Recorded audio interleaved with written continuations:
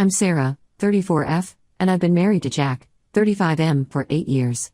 Our love story began in college. We were both studying engineering and bonded over late-night study sessions and shared dreams of building a life together. After graduation, we got married and settled in a small town where Jack landed a job as a long-haul truck driver. I found work as a project manager at a local construction firm, and we were excited to start our life together. 3 years into our marriage, we welcomed our son, Ethan, 7M. The pregnancy was difficult, and the delivery was even harder. I had severe complications that left me hospitalized for weeks after Ethan was born. Jack had to take extended leave from work to care for both of us. It was a challenging time, but it brought us closer together as we navigated new parenthood. However, our world turned upside down when Ethan was diagnosed with severe ADHD at the age of 4. Suddenly, our energetic little boy who we thought was just spirited became a whirlwind of activity that required constant supervision. Simple tasks like getting dressed or eating a meal could turn into hour-long ordeals filled with distractions and meltdowns. I made the difficult decision to leave my job to care for Ethan full-time. It was a financial strain, but we felt it was necessary. I started working part-time from home as a virtual assistant to help make ends meet. Jack had to increase his time on the road to compensate for the loss of my income, often being away for weeks at a time. The strain on our marriage was palpable. When Jack was home, he was often exhausted and struggled to connect with Ethan, whose behavior he found overwhelming. I felt isolated and overwhelmed, juggling Ethan's needs, my work, and trying to maintain some semblance of a household. Our social life dwindled to almost nothing. Playdates often ended in tears, either Ethan's or the other children's, as his impulsivity and inability to follow social cues led to conflicts. Parents in our community, while outwardly sympathetic, began to avoid us. Even family gatherings became stressful events that we often chose to skip. It was during this challenging time that my sister Lisa, 38F, reached out after years of estrangement. Lisa and I had been close as children, but we drifted apart in our teens. She fell in with a rough crowd, dropped out of high school, and left home at 17. Over the years, I heard snippets about her life through our parents. She had 2 kids, Max, 14M, and Zoe, 10F, from different fathers who weren't in the picture. When Lisa called out of the blue, I was thrilled. We talked for hours, catching up on lost time. She spoke about her kids with such love, and I found myself envying the seemingly normal family life she described. We made plans for her to visit with the kids. The day of their visit arrived, and I was a bundle of nerves. I cleaned the house top to bottom, prepared Ethan as best I could for meeting new people, and even baked cookies, something I rarely had the energy to do anymore. When they arrived, I was shocked. Lisa looked much older than her 38 years, with a gaunt face and nervous demeanor. Max, at 14, seemed much older than his years, his eyes wary and protective as he ushered in his younger sister, Zoe. The little girl clung to her brother, her clothes slightly too small and her hair unbrushed. As the day progressed, the reality of their situation became clear. Lisa was jumpy and distracted, constantly checking her phone. Max took charge of getting Zoe a snack and making sure she was comfortable. When Ethan had a meltdown over sharing his toys, it was Max who stepped in with a calm demeanor, distracting Ethan with a new game while Zoe quietly cleaned up the scattered toys. That night, after they left, I couldn't sleep. The contrast between the family Lisa had described on the phone and the reality I'd seen was stark. I spent the next week trying to convince myself that I was overreacting, that maybe they were just having a bad day. But then Max called me. His voice was shaky as he asked if they could come over again. When I agreed, he hesitated before adding, "Can we stay the night?" Mom's not doing so good." That weekend, the truth came out. Lisa had been struggling with drug addiction for years. She would have periods of sobriety, during which she'd be the mother Max and Zoe deserved, but the relapses were becoming more frequent and severe. Max, at 14, was essentially raising Zoe while trying to keep up with school and cover for his mother's absences. I was devastated and angry at Lisa for putting her children through this, angry at myself for not knowing, for not being there. But mostly, I felt an overwhelming need to protect Max and Zoe. I spent the next week in a flurry of phone calls, to CPS, to lawyers, to Jack. Jack was on a long haul to the West Coast, and our conversations were brief and tense. He was sympathetic but wary, reminding me that we were already stretched thin with Ethan's needs. When CPS conducted their investigation and offered me emergency custody of Max and Zoe, I accepted without hesitation. It wasn't until after I'd signed the papers that the reality of what I'd done hit me. I'd made a life-changing decision without really consulting my husband. The next few weeks were a blur of adjustments. Max and Zoe settled into our spare room, enrolling in local schools. To my surprise, they formed a quick bond with Ethan. Max had a calm, patient way with him that seemed to soothe Ethan's more manic moments. Zoe, despite being only 10, had a nurturing spirit that drew Ethan to her. For the first time in years, I saw my son forming genuine friendships. The house was fuller, louder, but also happier. Yes, it was chaotic and challenging, but seeing the positive changes in Ethan, seeing Max and Zoe slowly relax and act like kids their age, it felt right. But my relationship with Jack was suffering. Our phone calls became shorter, tenser. When I told him I was applying for full custody of Max and Zoe, he exploded. He accused me of making unilateral decisions that affected our whole family, of not considering how this would impact Ethan and our marriage. I tried to explain the emergency nature of the situation, how I couldn't in good conscience send Max and Zoe back into foster care or to their mother. But Jack wouldn't listen. He ended the call saying he needed time to think. Now, Jack is due to come home next week for his monthly break. Max and Zoe are nervous, having picked up on the tension in my phone calls with Jack. Ethan keeps asking when Daddy is coming home, excited to show him how well he's been doing with his new brother and sister. I love Jack and I understand his reservations. Taking in 2 kids, especially teenagers, is a huge adjustment. But I can't ignore the positive changes I've seen in our household. Max and Zoe need us, and if I'm honest, we needed them too. They've brought a new energy, a new purpose to our lives. But I'm scared. Scared that Jack won't be able to accept this change, that I've made a decision that could potentially end our marriage. Scared of how I'd manage on my own if it came to that, raising 3 kids, one with special needs, on my limited income. Am I the asshole for adopting my niece and nephew without my husband's approval, knowing it could potentially end our marriage? I feel stuck between my commitment to my marriage and my duty to these children who have no one else to turn to. Update 1, it's been 3 months since my original post, and I wanted to update you all on our situation. First, I want to thank everyone for their advice and support. Your comments gave me the courage to face the difficult conversations I needed to have. When Jack came home for his break, I knew we needed to have a serious talk. The night he arrived, after the kids were in bed, we sat down at our kitchen table, the same table where we'd shared so many meals, made so many plans for our future. The familiarity of the setting contrasted sharply with the tension between us. I started by apologizing for making such a big decision without properly consulting him. Then, I explained everything in detail, how I found Max and Zoe's living situation, the emergency custody process, and why I felt I couldn't turn my back on them. I told him about the positive changes I'd seen in Ethan, how for the first time, he seemed to have real friends. Jack listened, his face unreadable.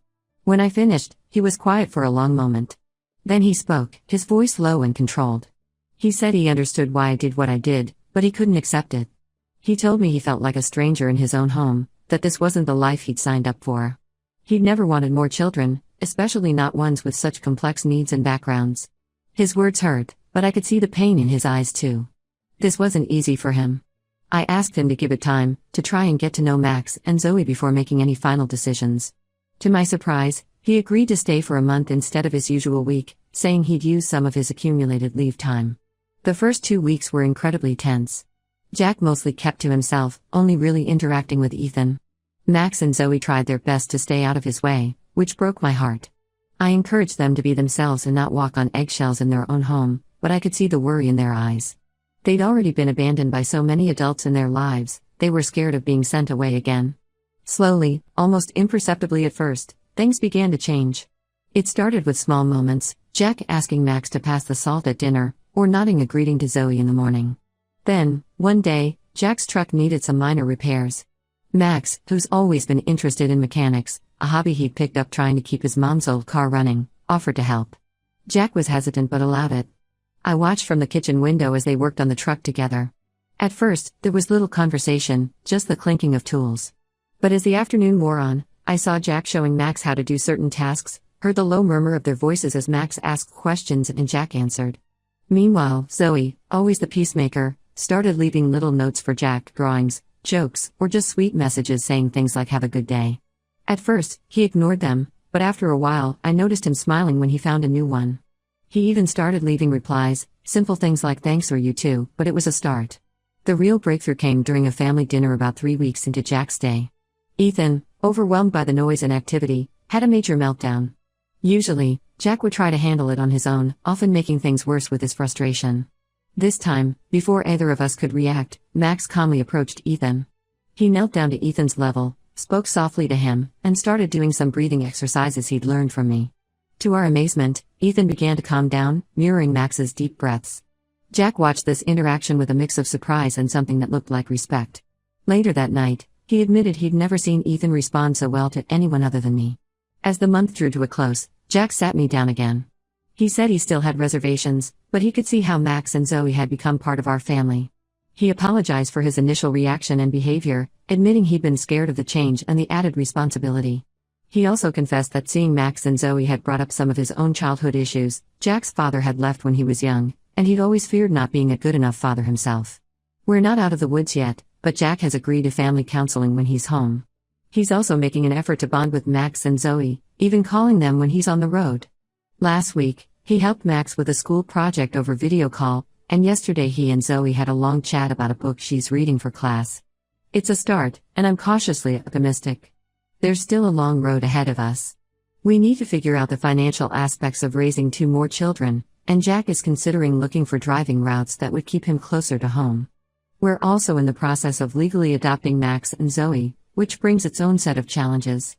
But for the first time in months, I feel like we might make it as a family. It won't be easy, and it certainly isn't what we planned, but seeing Jack try, seeing the kids slowly open up to him, it gives me hope. We're taking it one day at a time, celebrating small victories, and learning to be a family of 5. Update 2. It's been 6 months since my last update, and I wanted to share some significant developments in our family situation. The past half year has been a roller coaster of emotions and events, filled with both challenges and moments of joy. The family counseling sessions have been incredibly helpful. Our therapist, Dr. Anderson, suggested that Jack spend one-on-one time with each child when he's home. This advice has made a world of difference in how Jack relates to all 3 kids. He and Max have been working on restoring an old car together. It's a 1967 Chevrolet Impala that Jack's uncle left him years ago. The car had been sitting in our garage, untouched, for as long as I can remember. Now, every time Jack's home, he and Max spend hours working on it. I often hear them laughing and talking as they work, discussing everything from car mechanics to Max's plans for the future. With Zoe, Jack has started taking her fishing at a nearby lake. It was awkward at first, neither of them knew quite what to say to each other. But over time, they've developed a comfortable rhythm. Zoe loves to read, and she often brings a book along. They'll sit in comfortable silence, occasionally broken by Zoe reading out an interesting passage or Jack quietly explaining a fishing technique. For Ethan, Jack has started a tradition of adventure walks. They explore the woods behind our house, collecting interesting rocks or leaves, and making up stories about imaginary creatures that might live there. It's beautiful to see how these walks have helped channel Ethan's energy in a positive way. However, not everything has been smooth sailing. About 2 months ago, Lisa, my sister and Max and Zoe's birth mother, showed up at our doorstep unannounced. I was in the middle of helping Ethan with his homework when I heard the knock. When I opened the door, I almost didn't recognize her. She looked healthier than the last time I'd seen her, her face fuller and her eyes clearer. Lisa claimed she was clean and wanted to reconnect with her children. I was wary, given her history, but I couldn't just turn her away. We agreed to supervised visits, which would take place at our house or in public places. At first, things seemed okay. Lisa was attentive during the visits, bringing small gifts and asking about the kids' lives. Max was cautious but polite, answering her questions about school and his hobbies with short, carefully chosen words. Zoe, too young to fully grasp the complexity of the situation, was excited to see her mom again. She would chatter happily about her friends and her favorite subjects in school. But then things took a turn. Lisa started showing up late to visits or canceling at the last minute. Once, she arrived clearly under the influence, her speech slurred and her movements uncoordinated. I sent her away immediately, but not before Max saw her. The look of disappointment and hurt on his face was heartbreaking. The final straw came when Lisa tried to convince Max to give her money, claiming she needed it for rent. Max came to me, confused and upset. He'd been saving up from his part-time job at the local grocery store, hoping to buy his own car when he turned 16. The fact that Lisa would try to take advantage of him like that made my blood boil. Max was devastated. He'd been hoping for a real relationship with his mom, and this betrayal hit him hard. He retreated into himself, spending more time alone in his room. Zoe, too young to fully understand, was confused and hurt by her mother's inconsistent behavior. She started having nightmares and became clingy, especially with me and Max. Surprisingly, it was Jack who stepped up in a big way during this crisis. He took a rare week off work to be there for the kids. I watched in awe as he navigated the situation with a patience and understanding I hadn't known he possessed. He had long talks with Max, sharing his own experiences with disappointment and how to move forward. He told Max about his own father leaving, and how he had struggled with feelings of abandonment for years. Seeing Jack open up like that, and seeing how it helped Max process his own feelings, was incredibly moving. With Zoe, Jack was patient and gentle. He sat with her through her nightmares, reassuring her that she was safe and loved. He helped her understand that her mother's actions weren't her fault, and that sometimes grown-ups make mistakes too.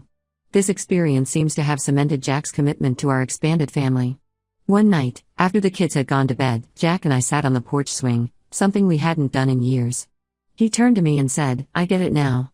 I understand why you couldn't turn your back on Max and Zoe. And I'm grateful they're part of our lives. We've decided to cut contact with Lisa for now, prioritizing the children's emotional well-being." It wasn't an easy decision, but after discussing it with Dr. Anderson and the kids themselves, we felt it was necessary. We've left the door open for future contact if Lisa can prove she's truly committed to recovery and maintaining a healthy relationship. On a positive note, Ethan's behavior has improved significantly. His teachers have noticed he's more focused and social at school. At our last parent-teacher conference, Mrs. Thompson, Ethan's main teacher, commented on how much progress he's made. She attributes it partly to the stable home environment and the positive influence of his older siblings. Max has been a tremendous help with Ethan. He seems to have an innate understanding of how to calm Ethan during his more difficult moments. Zoe, too, has shown a nurturing side we hadn't seen before. She often sits with Ethan, reading to him or helping him with his homework. We're not a perfect family by any means. We still have our struggles and disagreements. But we're making progress every day. Jack and I are communicating better than ever, making sure to have regular check-ins about how we're feeling and any concerns we have. For the first time in a long while, I feel hopeful about our future together. It's not the life Jack and I initially envisioned when we got married, but in many ways, it's richer and more fulfilling than I could have imagined. Update 3. It's been a year since my original post, and I wanted to share a final update on our family's journey. The past 12 months have been transformative for all of us, filled with challenges, growth, and unexpected joys. The biggest news is that Jack has decided to change careers. After much discussion and soul-searching, he realized that being away from home for long periods was no longer working for our family. It wasn't an easy decision. Trucking had been his life for over a decade. But seeing the positive changes in our family dynamics when he was home more often during his extended leave convinced him it was time for a change. Jack's now taken a job as a local delivery driver. It was a significant pay cut initially, but it means he's home every night. The transition hasn't been entirely smooth. Jack had to adjust to a new routine and the kids had to get used to having him around more consistently. There were some tense moments as we all adapted to the new normal, but overall, the change has had a profound impact on all of us. The kids are thrilled to have Jack around more. Ethan, in particular, has flourished with the consistent presence of both parents. His ADHD symptoms, while still present, have become more manageable. We've been able to establish more consistent routines, which has helped tremendously with Ethan's behavior and emotional regulation. Max, now 15, has really opened up to Jack. They've finished restoring that old Impala and Max is counting down the days until he can get his learner's permit. Jack's even talking about teaching Max the basics of truck driving if he's interested, a suggestion that would have been unthinkable a year ago. Zoe, at 11, has blossomed. With the stability at home and the consistent support from all of us, she's gained confidence and come out of her shell. She's joined the school drama club and, to our surprise, landed a lead role in the upcoming play. Jack hasn't missed a single rehearsal he could attend, and it's beautiful to see how much his support means to her. Our family dynamics have shifted and evolved. Max has taken on a big brother role not just with Zoe, but with Ethan too. He helps Ethan with his homework and has even started teaching him some basic car maintenance, much to Ethan's delight. Zoe has become the family peacekeeper, often diffusing tense situations with her gentle humor and kindness. We did face one significant challenge recently. Lisa made another attempt to re-enter the kids' lives, this time through legal channels. She filed for visitation rights, claiming she was clean and stable. The news hit Max and Zoe hard. Max retreated into himself again, while Zoe's nightmares returned. The ensuing legal battle was stressful for all of us, but it also brought us closer together as a family. Jack was unwavering in his support, even using some of his savings to help with legal fees.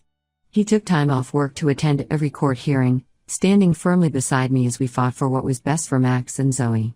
Max and Zoe, now secure in their place in our family, were clear about their wishes to remain with us. It was hard for them, especially Max, to testify about their experiences with Lisa. But they showed incredible strength and maturity throughout the process. In the end, the judge ruled in our favor, maintaining our full custody and denying Lisa's visitation request due to her history and lack of consistent improvement. While it was a relief, it was also bittersweet, especially for the kids who had to formally cut ties with their birth mother. Through it all, our family bond has only grown stronger. Jack, who was once so resistant to the idea of Max and Zoe joining our family, now introduces them proudly as his children. The change in him has been remarkable, and it's reflected in how settled and happy our home has become. Looking back on the past year, I know I made the right decision in adopting Max and Zoe, despite the initial challenges it posed to my marriage. Our family may not look like what Jack and I initially envisioned, but it's filled with more love and joy than I ever thought possible. To anyone facing a similar situation, I'd say trust your instincts, be patient, and never underestimate the capacity for change and growth in those you love. Our journey hasn't been easy, but it's been incredibly rewarding, and I wouldn't change it for the world.